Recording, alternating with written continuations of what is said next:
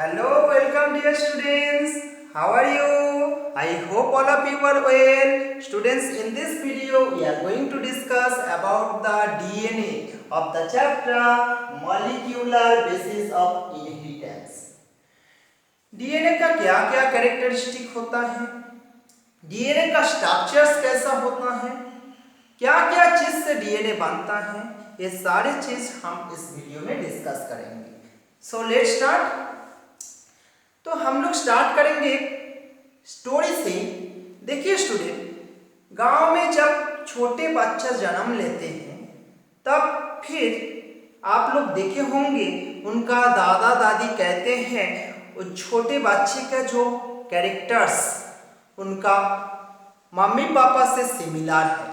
जैसे कि दादी दादा ऐसा ही कहते हैं, उनका नाक मम्मी का जैसे, उनका बाल पापा का जैसे, उनका आँख उनका दादी का जैसे, उनका हेल्थ उसका पापा का जैसे, और उनका जो बॉडी कलर उनका मम्मी का जैसे.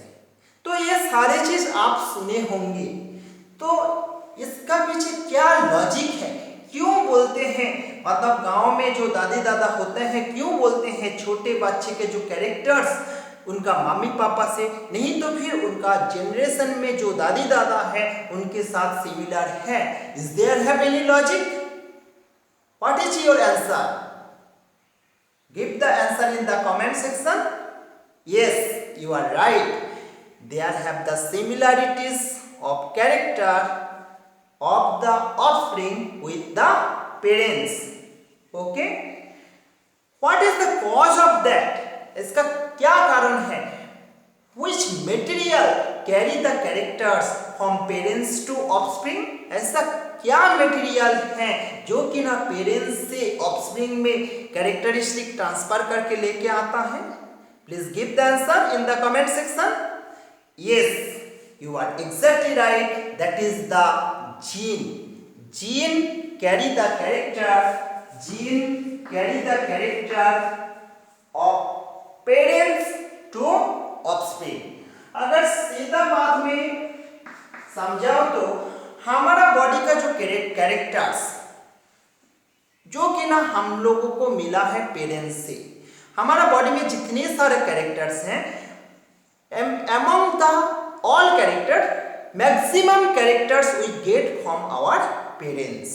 ओके, ये जो कैरेक्टर्स हमारा बॉडी में जो पेरेंट्स से आया है, एक कैरेक्टर पेरेंट्स बॉडी से हमारा बॉडी में लेके आया, ऐसा जो जेनेटिक मटेरियल, ऐसा जो मटेरियल जो कि ना पेरेंट्स का बॉडी से हमारा बॉडी में कैरेक्टर लेके आया, उसका नाम है जीन. अभी आपका मन में एक क्वेश्चन हो रहा है, जीन कहाँ रहता है, जीन का स्ट्रक्चर कैसे है, और how it transfer the character from parents to offspring. तो सारे आंसर मैं आपको दूंगा, आप बस ध्यान से समझते जाइए. देखिए स्टूडेंट, ये जीन कहाँ रहता है. आप लोग जानते होंगे हमारा जो बॉडी है मिलियंस एंड मिलियंस सेल से बना है. Our body is made up of millions and millions cells. Okay. During sexual reproduction, gametes बनता है, male gametes and female gametes बनता है. तो उसका जो gametes का जो cells है, gametes का जो cell है, gamete cell in the male body produce the male gamete and in the female body produce the female gametes. Male body produce the male gamete or sperm, और in the female body produce the female gametes or ovum. वो जो gametes का जो cell है, I draw the cell. Suppose this is the egg cell students.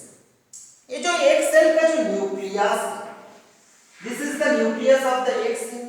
ये जो nucleus का अंदर में रहेगा genetic material. nucleus का अंदर में रहेगा genetic material.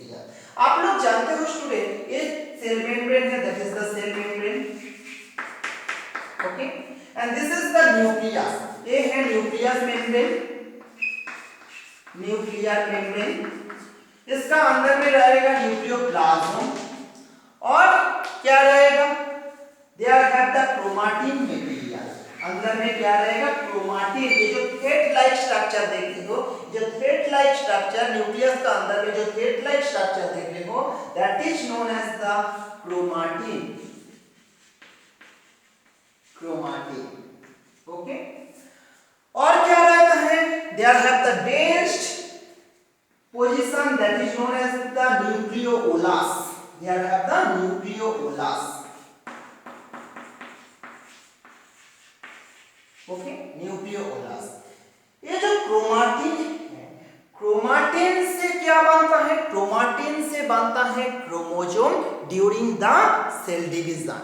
तो अगर आपको पूछा जाए क्रोमाटिन से क्या बनता है, yes you are right, chromatin से बनता है क्रोमाटिन, जो thread like structure which is present inside the nucleus, जो थ्रेड लाइक स्ट्रक्चर न्यूक्लियस का अंदर में जो देख रहे हो, that is known as the chromatin. Chromatin से बनता है क्रोमोसोम। कब बनता है, when chromosome is form from chromatin, chromosome is form from chromatin during the cell division. Cell division का जो प्रोफेज स्टेज होता है उस समय क्रोमोसोम बनता है। Chromatin become condense, it absorb the water and chromatin to chromosome का formation होता है। ओके, क्रोमोसोम का स्ट्रक्चर कैसे है थोड़ा सा देख लीजिए। क्रोमोसोम का structure looks like that. Okay, chromatin से क्रोमोसोम बनता है। देखिए स्टूडेंट, ये जो क्रोमोसोम है, क्रोमोसोम का अंदर में रहता है DNA. Inside the chromosome there have the DNA.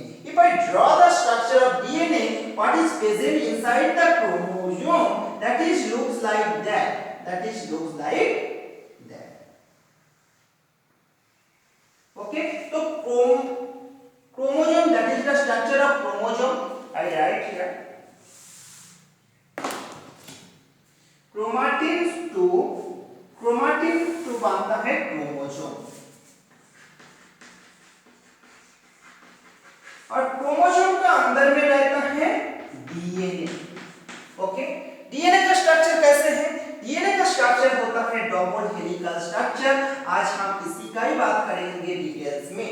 Okay, chromosome का अंदर में रहता है डीएनए, और डीएनए का एक पार्टिकुलर पोजीशन में रहता है, डीएनए का ऊपर में रहता है जीन। तो जीन कहाँ रहता है, अगर आपको पूछा जाए जीन कहाँ रहता है, आप बोलोगे on the DNA there have a particular locus, in that locus have the gene. Locus का मतलब क्या है, पोजीशन। डीएनए का ऊपर में एक पार्टिकुलर पोजीशन में एक पार्टिकुलर जीन रहता है। इसका ऊपर में सोचिए एक पार्टिकुलर पोजीशन, ये एक पोजीशन में एक जीन है, एक पोजीशन में एक जीन है।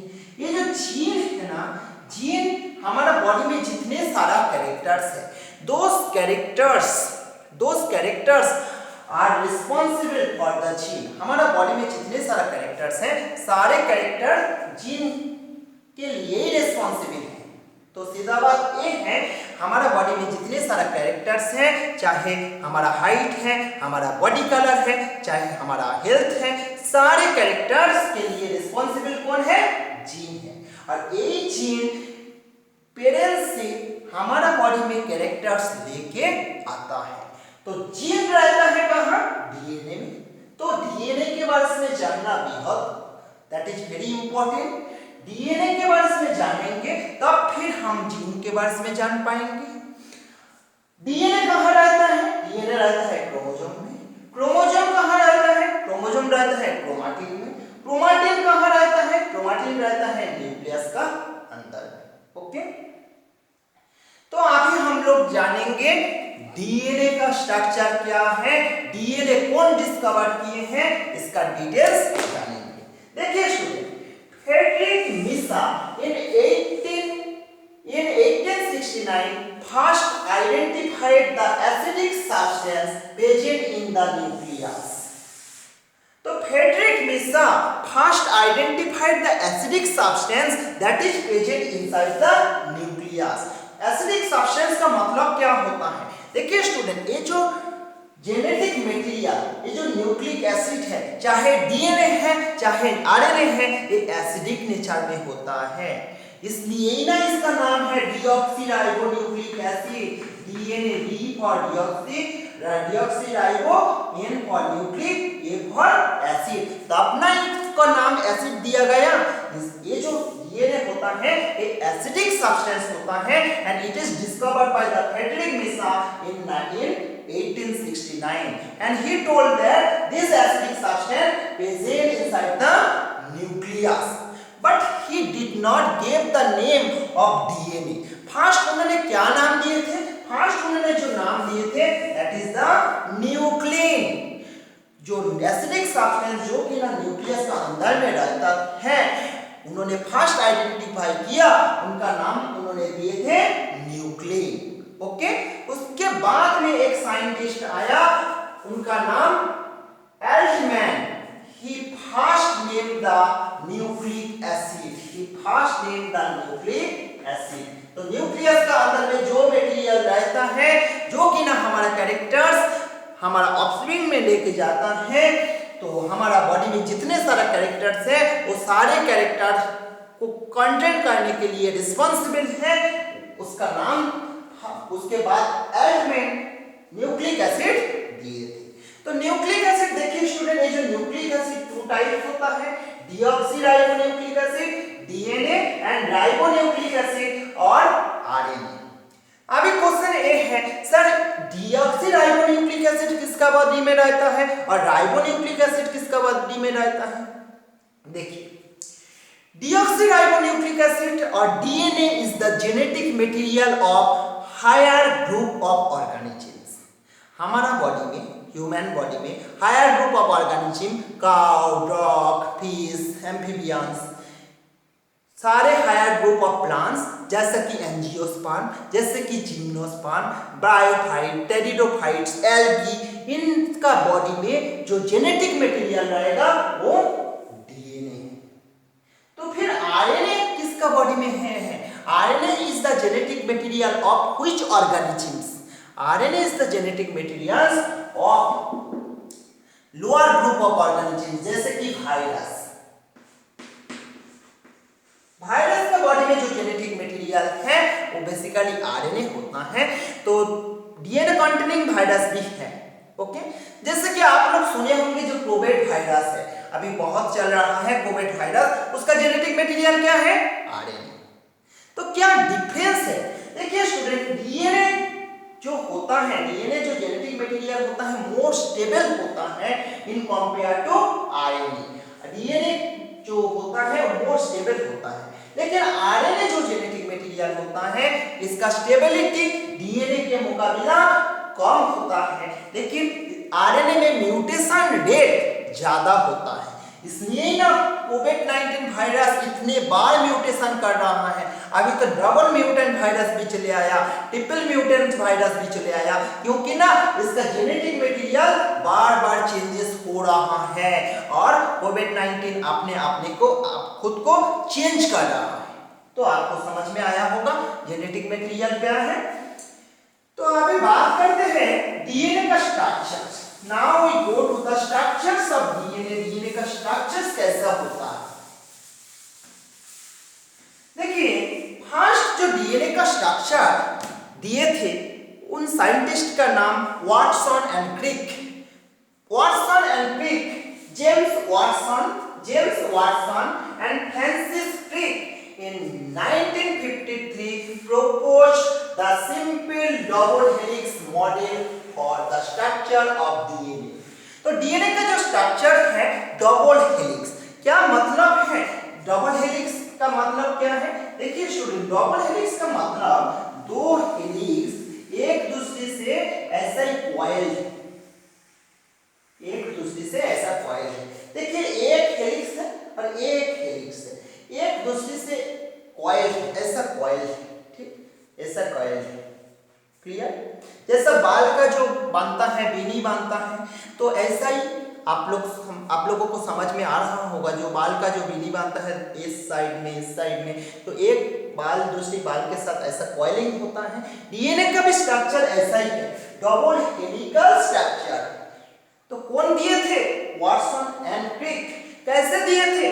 He proposed the structure of DNA as a double helix from on the basis of X-ray diffraction data.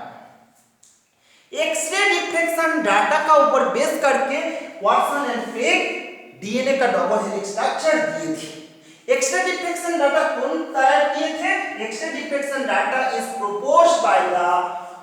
proposed by the Wilklin and Rusland Franklin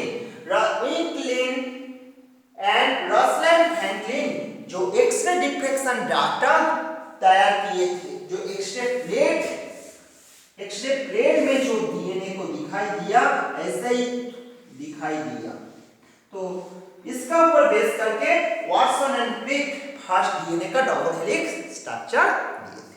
आइए वाटसन एंड क्रिक जो double helix structure दिए थे DNA का, उसके बाद में हम details study कर लेते हैं। Just I rest out this portion.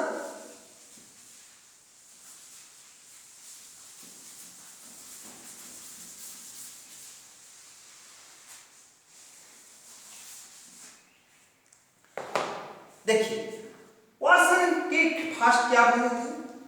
Watson and Crick first told that DNA is the double helical structure. DNA it is a double helical structure. One strand is coiled with each other. एक strand जो है ये जो है दूसरा strand के साथ ऐसा कॉइल कंडीशन में रहता है। Okay, two strand are coiled with each other. तो to stand and write the character here. Okay, to stand are coiled with each other. First, to stand are coiled with each other.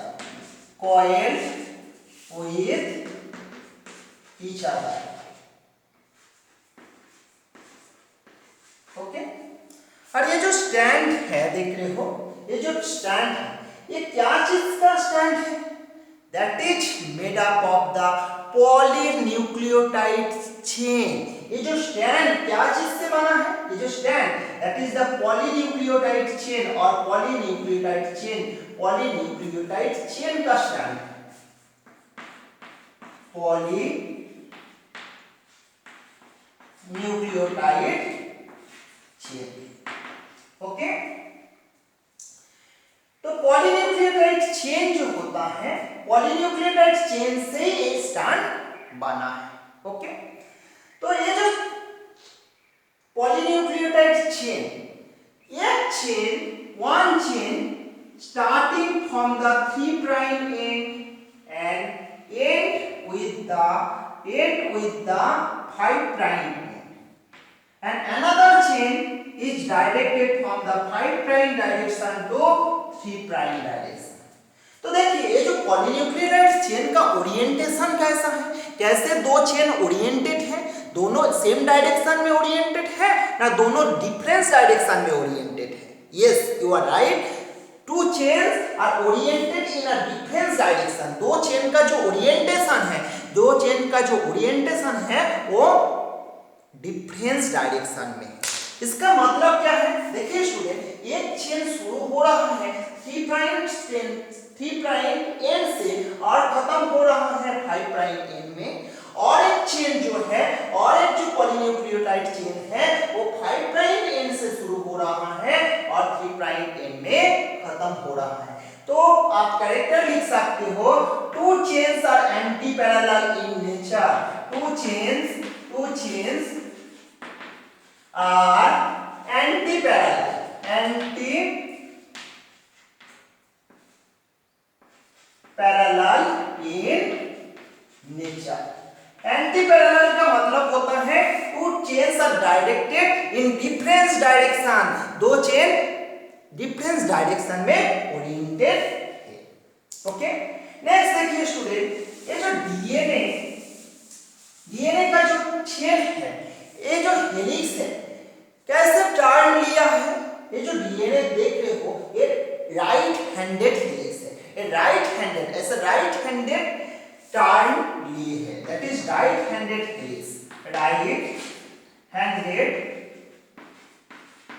Helix. Okay, ये जो है right handed helix. तो ये जो right handed helix देख रहे हो, ये जो एक टर्न यहीं से शुरू हो रहा है, यहीं से एक टर्न शुरू हो रहा है और यहीं पर एक टर्न खत्म हो रहा है, यहीं से शुरू हो रहा है, बीच में लेकिन जुड़ा नहीं है, यहीं से शुरू हो रहा है, यहीं पर खत्म हो रहा है। That is known as the one groups, that is known as the one groups. Okay, ये जो वन ग्रुप्स देख रहे हो, ये जो वन ग्रुप्स देख रहे हो, इसका लेंथ होता है 3.4 एंगस्ट्रॉम और 3.4 nanometer. Okay, length of the one helix, एक जो हेलिक्स है यहीं से शुरू हो रहा है, यहीं पर खत्म हो रहा है, इसका एक हेलिक्स और एक ग्रुप कहा जाता है। लेंथ, इसका लेंथ कितना है 3 इसका जो लेंथ है 3.4 nanometer. The length of the one helix is 3.4 nanometer. और एक जो हेलिक्स देख रहे हो, एक जो ग्रुप है, इसका अंदर में रहता है 10 nitrogen base pair. There have inside the one group there have the 10 nitrogen base pair. ये क्या होता है, हम लोग जब केमिकल स्ट्रक्चर डीएनए का स्टडी करेंगे आपको डिटेल समझ में आएगा। तो आपको ये समझ लीजिए वन हेलिक्स, ये जो वन ग्रुप है, इसका अंदर में 10 नाइट्रोजन बेस पेयर रहता है। 1 2 3 4 5 near about 10। Okay, there are 10 nitrogen base pair, there are 10 nitrogen base pair, BP means base pair in a one group or in a one helix. Okay, तो देखिए एक group और एक जो helix है, इसका लेंथ कितना है 3.4 नैनोमीटर, जिसमें 10 नाइट्रोजन बेस पेयर है। तो फिर एक नाइट्रोजन बेस पेयर का जो दूरी है यहीं से यहीं, ये जो डिस्टेंस है कितना होगा, ये जो डिस्टेंस कितना होगा, तो आपको ये समझ में आ रहा है। तो इतने का दूरी है 3.4 नैनोमीटर, इसमें 10 नाइट्रोजन बेस पेयर है, तो फिर ये दो नाइट्रोजन बेस पेयर के बीच जो डिस्टेंस होगा कितना होगा 3.4 डिवाइडेड बाय 10 आप करेंगे तो इसका आएगा 0.34 nanometer. 0.34 nanometer, it is the distance between the two nitrogen base pair. So it is the length of, it is the length or distance. So you can write the length or distance of two nitrogen base pair. Nitrogen base pair. Okay, तो देखिए student, ये जो DNA double helical structure आप देख रहे हो, इसका diameter कितना होता है, इसका जो डायमीटर होता है स्टूडेंट, इसका जो एक डायमीटर होता है 20 angstrom. The diameter of the DNA helix is the 20 angstrom. Okay, तो देखिए ये जो नाइट्रोजन बेसिस, ये जो नाइट्रोजन बेसिस रहता है, नाइट्रोजन बेसिस किसके बीच रहता है. ओके, और दो जो हेलिक्स, दो जो पॉलीन्यूक्लियोटाइड स्ट्रैंड एक दूसरे से जो हेलिकल फॉर्म में रह रहा है, हाउ इट इज पॉसिबल, कैसा एक स्ट्रैंड दूसरी स्ट्रैंड के साथ ये जो हेलिकल फॉर्म में रह रहा है, क्यों एक खुल नहीं जा रहा है, क्यों पॉसिबल हो रहा है. Why two strands are joined with each other and form the helical structure? How it is formed the helical structure? देखिए, that is possible due to the nitrogen base pair. तो between the two polynucleotide strand there have the nitrogen base pair. Between two polynucleotide strand, between two polynucleotide strand, between two strand there have the nitrogen base pair. There have nitrogen base pair. Okay, क्या होता है nitrogen base pair? देखिए, DNA में जो nitrogen base pair रहता है वो क्या किस चीज का होता है? एडेनिन और guanine. Okay, adenine, guanine, cytosine and thymine. Adenine और थाइमिन के बीच 2 हाइड्रोजन बॉन्ड बनता है और ग्वानिन और साइटोसिन के बीच 3 हाइड्रोजन बॉन्ड बनता है। आई write here there are 2 hydrogen bond between adenine and guanine. There are the 2 hydrogen bond. There are 2 hydrogen bond. 2 hydrogen bond between adenine and guanine. Adenine and thymine. Adenine और thymine के बीच 2 hydrogen bond होता है, ऐसा ही होता है। और there are 3 hydrogen bond between guanine and cytosine. There are 3 hydrogen bond, there are 3 hydrogen bond, 3 hydrogen bond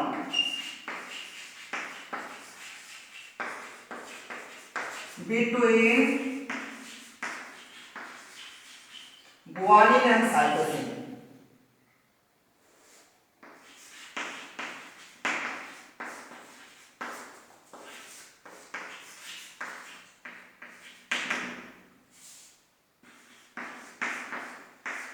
तो गुआनिन और साइटोसिन के बीच, गुआनिन और साइटोसिन के बीच कितना हाइड्रोजन बॉन्ड रहता है? There are the 3 hydrogen bond between guanine and cytosine. Next we look about the chemical structure of the DNA. कैसे बॉन्ड फॉर्मेशन होता है और ये जो पॉलीन्यूक्लियोटाइड स्ट्रैंड, ये जो बैकबोन, डीएनए का जो बैकबोन क्या चीज से बनता है, क्या चीज से बनता है, इसका केमिकल स्ट्रक्चर थोड़ा सा स्टडी कर लेते हैं, जो कि ना आप लोगों को क्लियर हो जाएगा। ये जो पॉलीन्यूक्लियोटाइड स्ट्रैंड, पॉलीन्यूक्लियोटाइड चेन कैसे बनता है, ये जो बैकबोन होता है, डीएनए का जो बैकबोन होता है, जो पॉलीन्यूक्लियोटाइड चेन, पॉलीन्यूक्लियोटाइड चेन बनता है सुगर और फॉस्फेट से। ओके, सुगर और फॉस्फेट से बनता है पॉलीन्यूक्लियोटाइड चेन। ओके, तो देखिए पॉलीन्यूक्लियोटाइड चेन, फर्स्ट ये जो है, देखिए ये जो न्यूक्लियोटाइड चेन, ये जो पॉलीन्यूक्लियोटाइड चेन का केमिकल कॉन्फॉर्मेशन में यहीं पर ड्रॉ किया। ठीक, स्ट्रक्चर ऑफ पॉलीन्यूक्लियोटाइड चेन क्या क्या रहता है? पॉलीन्यूक्लियोटाइड चेन, ये न्यूक्लियोटाइड चेन है द 3 पार्ट्स, इसमें 3 पार्ट्स होता है। क्या क्या है? This is the pentose sugar, this is the phosphate and this is the nitrogen base. Okay, there are the 3 structure nitrogen base. First is nitrogen bases. क्या क्या nitrogen bases रहता है?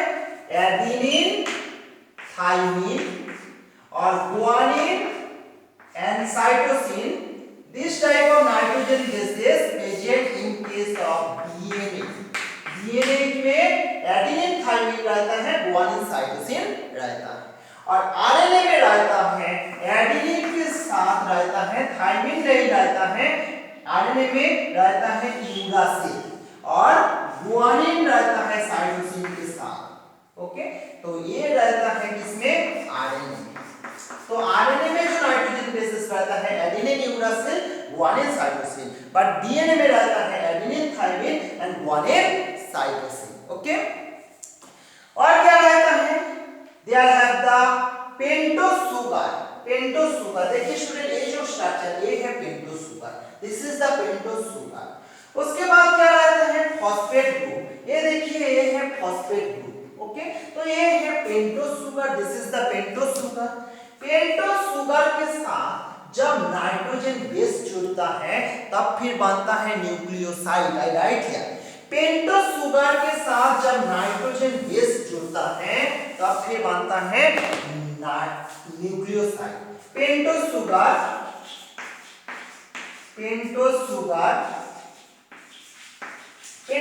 का मतलब होता है इसका स्ट्रक्चर है, okay, they have the 5 carbon, 1 2 3 4 and यहीं पर और एक कार्बन रहता है, 5 कार्बन से शुगर बना है, इसलिए इसका नाम होता है पेंटोस शुगर। डीएनए के लिए डीऑक्सी पेंटोस शुगर रहता है और आरएनए के लिए पेंटोस शुगर रहता है, ओके। ये जो पेंटोस शुगर के साथ जब नाइट्रोजन बेसेस जुड़ता है, pentose sugar plus nitrogen bases, pentose sugar के साथ जब नाइट्रोजन बेसेस जुड़ता है, ये सब नाइट्रोजन बेसेस, तब फिर जो स्ट्रक्चर फॉर्म होता है उसी को कहते हैं nucleoside,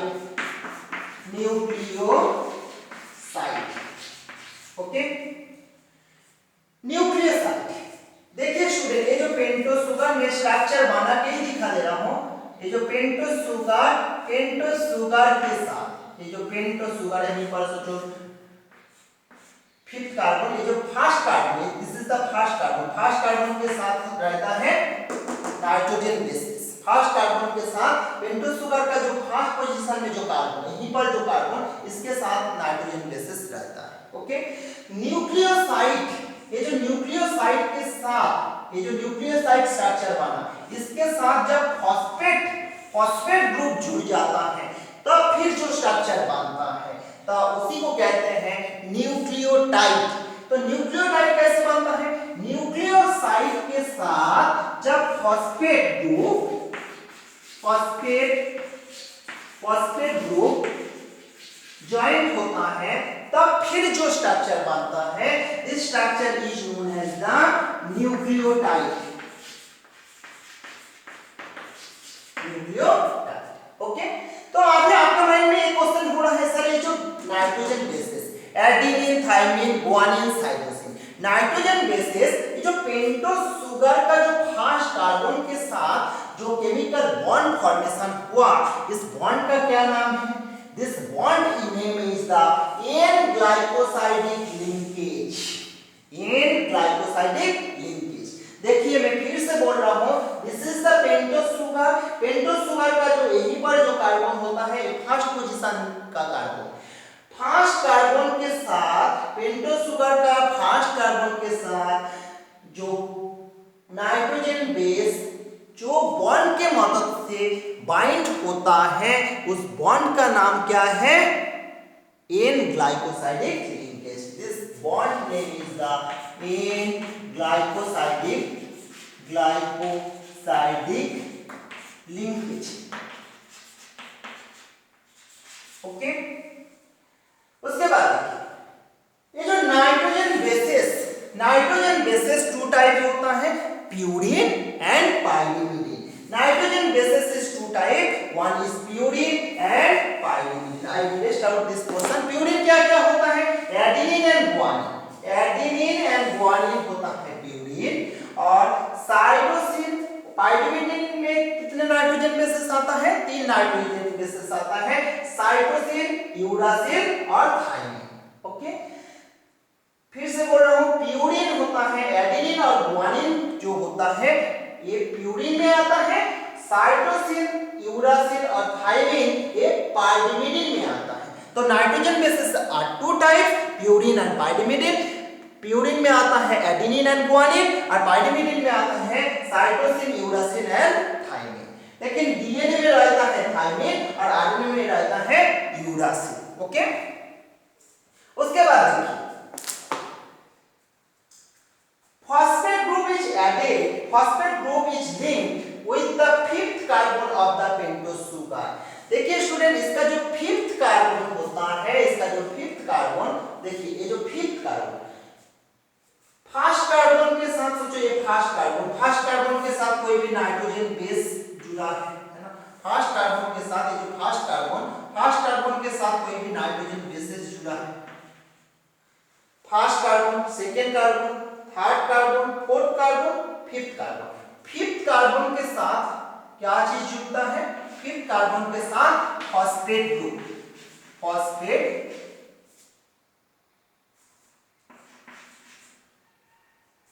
phosphate phosphate group. Okay, तो ये जो टोटल स्ट्रक्चर होगा, ये जो टोटल स्ट्रक्चर कंप्लीट स्ट्रक्चर, ये जो टोटल स्ट्रक्चर होगा, ये जो टोटल स्ट्रक्चर, ये टोटल स्ट्रक्चर का नाम है न्यूक्लियोटाइड। ये जो टोटल स्ट्रक्चर है, ये जो टोटल स्ट्रक्चर है, एक न्यूक्लियोटाइड, एक न्यूक्लियोटाइड, एक न्यूक्लियोटाइड। इसमें भी सेम हुआ स्टूडेंट, एक पेंटोस शुगर है, पेंटोस शुगर का फर्स्ट कार्बन के साथ थायमिन जुड़ा, कौन सा बॉन्ड है? इस बॉन्ड का नाम एन ग्लाइकोसाइडिक लिंकेज।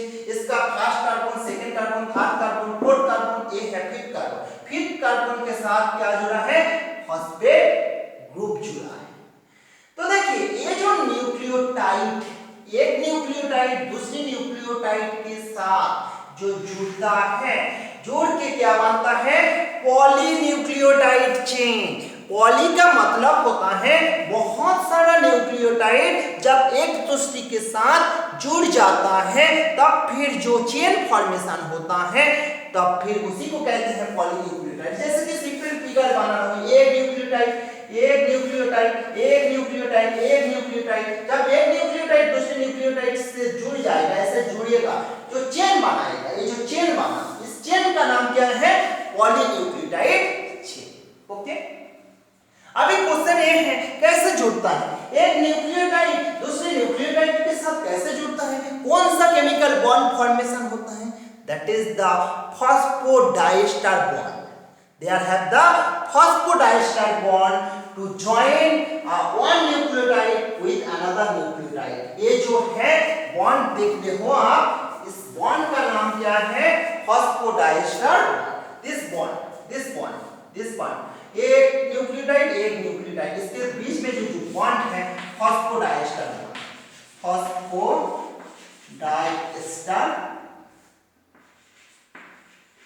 बॉन्ड।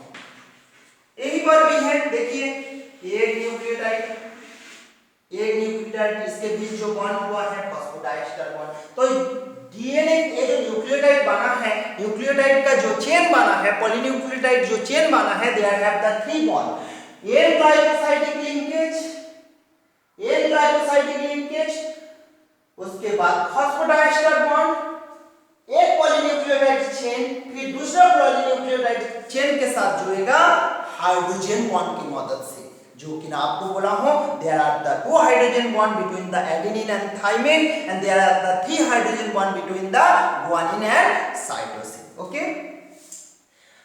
तो आपको ये समझ में आया पॉलीन्यूक्लियोटाइड चेन का स्ट्रक्चर। ये जो बैकबोन है, बैकबोन शुगर और फॉस्फेट से बनता है। ये जो पॉलीन्यूक्लियोटाइड चेन का जो बैकबोन बनता है, शुगर और फॉस्फेट से बनता है। This backbone is formed by the sugar and phosphate. Next हम लोग देखेंगे ये जो पॉलीन्यूक्लियोटाइड चेन, एक पॉलीन्यूक्लियोटाइड चेन, देखिए ये जो चेन बनाया हूं, क्या चेन है? एक पॉलीन्यूक्लियोटाइड चेन बना है, एक पॉलीन्यूक्लियोटाइड चेन, सॉरी,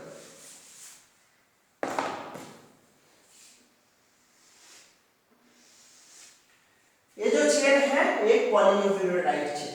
तो डीएनए डबल हेलिक्स में दो पॉलीन्यूक्लियोटाइड चेन है, एक पॉलीन्यूक्लियोटाइड चेन दूसरा पॉलीन्यूक्लियोटाइड के चेन के साथ जुड़ा है हाइड्रोजन बॉन्ड का मदद से। तो आइए केमिकल स्ट्रक्चर देख लेते हैं। दो पॉलीन्यूक्लियोटाइड चेन, एक पॉलीन्यूक्लियोटाइड चेन और एक पॉलीन्यूक्लियोटाइड चेन कैसा बॉन्ड फॉर्मेशन हुआ है, कैसे एक दूसरे के साथ कंबाइन हुए हैं।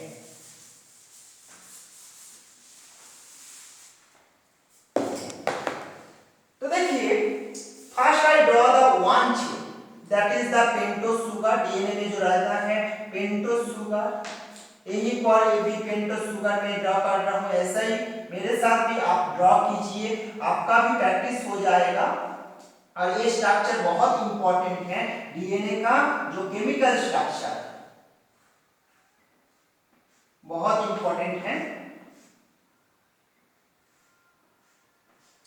फर्स्ट आप पेंटोस शुगर ड्रॉ कर लेंगे, इधर भी पेंटोस शुगर आप ड्रॉ कर लेंगे। ओके, ऐसा पेंटोस शुगर आप फर्स्ट ड्रॉ कर लेंगे।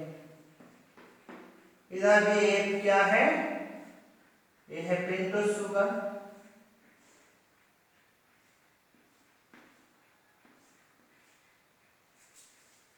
ये भी है पेंटोस शुगर। ठीक, तो ये जो बैकबोन मानता है पेंटोस शुगर और फॉस्फेट मिल के बैकबोन मानता है। तो ये देखिए, ये जो कार्बन है first carbon, second carbon, third carbon, fourth carbon, fifth carbon. तो fifth carbon, okay, fifth carbon के साथ यहीं पर जो फिफ्थ कार्बन रहेगा, फिफ्थ कार्बन के साथ क्या जुड़ेगा, फिफ्थ कार्बन के साथ जुड़ेगा फॉस्फेट। तो मैं ऐसा ही सिंपली ड्रॉ कर दे रहा हूं, फिफ्थ कार्बन के साथ जुड़ेगा क्या है, phosphate.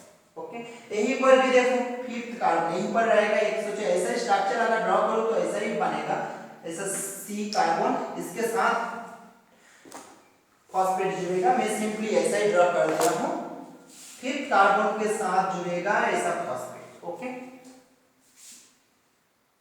There have also phosphate, ये फिफ्थ कार्बन के साथ। ओके, तो ये बन गया बैकबोन। और यहीं पर तो यहीं पर देख रहे हो फर्स्ट, सेकेंड, थर्ड, ये 3 प्राइम हाइड्रोक्सिल एंड हो जाएगा, ये हो जाएगा 3 prime hydroxyl and. Okay, 3 prime hydroxyl and, 3 prime hydroxyl and, यहीं पर 3 प्राइम हाइड्रोक्सिल एंड ओपन है और इधर है 5 प्राइम फॉस्फेट एंड। तो ये जो एंड है इसको कहते हैं 3 प्राइम हाइड्रोक्सिल एंड, और ये जो एंड है इसको कहते हैं 5 प्राइम फॉस्फेट। ओके, इधर भी ऐसे ड्रॉ करेंगे, ये first carbon, second carbon, third carbon, fourth carbon, और यहीं पर है फिफ्थ कार्बन के साथ क्या है, फॉस्फेट, फिफ्थ कार्बन के साथ फॉस्फेट। यहीं पर भी क्या है, फॉस्फेट, किसके साथ जुड़ेगा, फिफ्थ कार्बन के साथ, यहीं पर भी फिफ्थ कार्बन के साथ। ओके, यहीं पर भी क्या है, फिफ्थ कार्बन के साथ जुड़ेगा, first, second, third, fourth, fifth के साथ जुड़ेगा। ओके, तो ये बन गया है बैकबोन। तो इसके साथ ये न्यूक्लियोसाइड बना, उसके बाद न्यूक्लियोसाइड जो बनेगा क्या जुड़ना पड़ेगा, नाइट्रोजन बेसिस जुड़ना पड़ेगा। नाइट्रोजन बेसिस देखो एडेनिन और यहीं पर है थाइमिन। ओके, तो ये एन ग्लाइकोसाइडिक लिंकेज की मदद से ये जो नाइट्रोजन बेसिस पेंटोस शुगर का फर्स्ट कार्बन के साथ, पेंटोस शुगर का ये जो फर्स्ट कार्बन के साथ एन ग्लाइकोसाइडिक लिंकेज का मदद से नाइट्रोजन बेसिस जुड़ा। उसके बाद देखिए यहीं पर भी ऐसे जोड़ रहा हूं गुआनिन, और यहीं पर सोचो साइटोसिन, यहीं पर सोचो थाइमिन, यहीं पर है एडेनिन, यहीं पर सोचो गुआनिन, यहीं पर साइटोसिन, यहीं गुआनिन। तो ये जो एक पॉलीन्यूक्लियोटाइड स्ट्रैंड बन गया, ये एक पॉलीन्यूक्लियोटाइड स्ट्रैंड बन गया। इधर जो एंड ओपन होगा, ये जो एंड ओपन होगा ये 5 प्राइम फॉस्फेट एंड, फॉस्फेट। इधर जो एंड ओपन होगा ये 3 प्राइम हाइड्रोक्सिल एंड। तो आप लोग पढ़े होंगे ना, डीएनए का 2 स्ट्रैंड एंटी पैरेलल है, इसलिए इधर एक एंड 3 प्राइम एंड से 5 प्राइम एंड के की ओर डायरेक्टेड हुआ। इधर देखो 3 प्राइम एंड से 5 प्राइम एंड के की ओर डायरेक्टेड हुआ। दो चेन का ओरिएंटेशन डिफरेंस है। ओके, तो देखिए अभी देखिए there are the 2 hydrogen bond between adenine and thymine. Adenine और थाइमिन के बीच 2 हाइड्रोजन बॉन्ड, और गुआनिन और साइटोसिन के बीच 3 हाइड्रोजन बॉन्ड। एडेनिन थाइमिन के बीच 2 हाइड्रोजन बॉन्ड, गुआनिन साइटोसिन के बीच 3 हाइड्रोजन बॉन्ड। ये जो टोटल स्ट्रक्चर बन गया ये डीएनए डबल हेलिक्स का केमिकल स्ट्रक्चर है, जिसमें पेंटोस शुगर फॉस्फेट रहेगा और बीच में रहेगा नाइट्रोजन बेसिस। तो आपको अगर पूछा जाए how two polynucleotides stand joined with each other, तो 2 polynucleotide chain stand are joined with each other by the help of hydrogen bond. Okay, तो देखिए एक रूल आता है चार्गान I write here the Chargaff's rule about the DNA double helical structure, Chargaff's rule.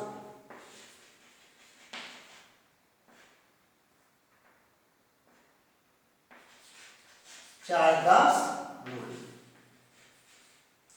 तो Chargaff's rule क्या कहते हैं? Chargaff's rule tells that total amount of purine should be equal with the total amount of pyrimidine. I write here the rule. Total amount of T for total amount of purine equals to total amount of pyrimidine. जितना purine होगा उतना ही pyrimidine होगा. That means जितना adenine होगा, जितना DNA का अंदर में जितना एडेनिन होगा, सोचो एक डीएनए का अंदर में 20% एडेनिन है तो फिर 20% ही थाइमिन होगा. एडेनिन का नंबर थाइमिन के साथ बराबर होगा और ग्वानिन का जो नंबर इस साइटोसिन के साथ बराबर होगा. जितना ग्वानिन रहेगा उतना ही साइटोसिन. सोचिए इसमें अगर पूछा जाए 20% एडेनिन है तो फिर कितना परसेंट ग्वानिन होगा. तो देखो 20% एडेनिन, एक डीएनए डबल हेलिक्स स्ट्रक्चर में 20% एडेनिन, तो 20% अगर एडेनिन है, 20% एडेनिन तो फिर 20% ही तो थाइमिन होगा. 20% थाइमिन होगा तो 20 40 हो गया. बाकी कितना है 60 डिवाइडेड हो जाएगा 30% ग्वानिन और 30% साइटोसिन. एक है ना. अगर पूछा जाए कोई डीएनए में 20% एडेनिन है कितने परसेंट ग्वानिन रहेगा, नहीं तो फिर कितने परसेंट साइटोसिन रहेगा. तो देखो एडेनिन अगर 20% है तो फिर थाइमिन भी 20% होगा. ग्वानिन अगर तो 20 हो गया 40%. टोटल 100% नाइट्रोजन बेसिस है तो 40% ए और टी का हो गया. तो फिर बाकी जो 60% क्या होगा ग्वानिन और साइटोसिन. बाकी 60% कैसे डिवाइडेड होगा, ग्वानिन होगा 30% और साइटोसिन होगा 30%. एक क्वेश्चन एग्जाम में आता है. तो देखिए हम लोग जो डिस्कस किए हैं इसमें इंपॉर्टेंट क्वेश्चन है Watson and Crick's double helical structure of DNA, chemical structure of the DNA और chemical structure of the polynucleotide chain. अगर आपको कोई क्वेरीज है please ask me in the comment section, and if you like this video please share it with your friends and don't forget to subscribe our channel. Thank you very much for watching this video.